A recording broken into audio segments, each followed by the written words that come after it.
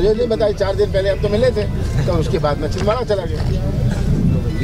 बात यह है कि हम तो 1.5 महीने से मांग रहे हैं, नहीं मिले और काम चल रहा है, अब मुख्यमंत्री बढ़ती जा रही है, आपके थ्रू समय मांगे, रोज बढ़ती जा रही है, रोज मशीनें बढ़ रही है।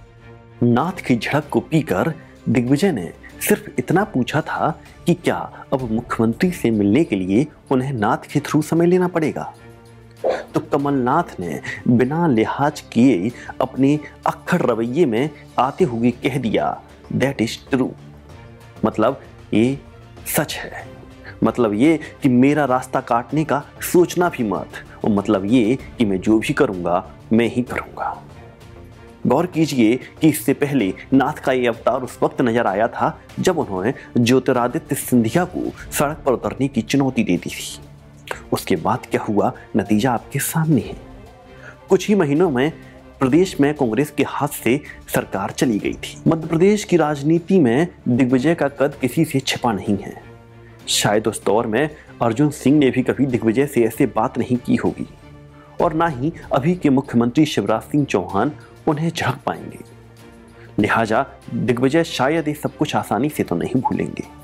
हालांकि यहाँ पर दिग्विजय से ज्योतिरादित्य सिंधिया जैसी बगावत की अपेक्षा भी नहीं कर सकते, और ना ही अब कमलनाथ के पास खोने के लिए कुछ बचा हुआ है। लेकिन मध्य प्रदेश कांग्रेस के ध्रुव जब आपस में यूं टकराते हुए नजर आए तो इसके अंदरूनी और बाहरी इफेक्ट को दरकिनार भी नहीं किया जा सकता, जिसके बारे में हम और आप अभी सोच भी नहीं सकते। और अगर हमने कुछ बोल भी दिया तो विवाद की स्थिति बन सकती है।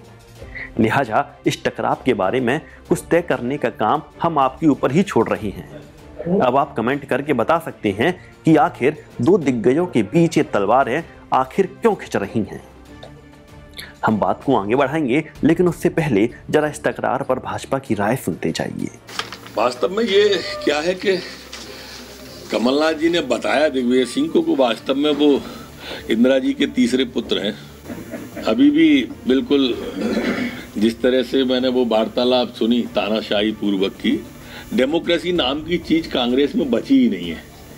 और ये दोनों की बातचीत जो वायरल हुआ है वीडियो, उसे सुनने के बाद में दो पूर्व मुख्यमंत्री की जिस तरह से हास्यास्पद बहस कार्यकर्ताओं के सामने हो गई है, इससे कांग्रेस का भविष्य समझ आता है। सर बड़ा कौन है? तो कहीं ना कहीं सूबे के गृह मंत्री ने यह दिखाने की कोशिश की कि इस वक्त कांग्रेस में कमलनाथ की तानाशाही चल रही है और दिग्विजय सिंह एक बेचारे की स्थिति में पहुंच गए हैं। हालांकि नरोत्तम कुछ गलत भी नहीं बोले। उधर पूरे मामले में अब तक चुप रहकर शायद दिग्विजय भी समझदारी का परिचय दे रहे हैं, लेकिन सार्वजनिक तौर पर इतना बड़ा अपमान शायद ही वो लंबे समय तक अपने दिल में रख सके, और वह किसी न किसी रूप में सामने आ ही जाएगा।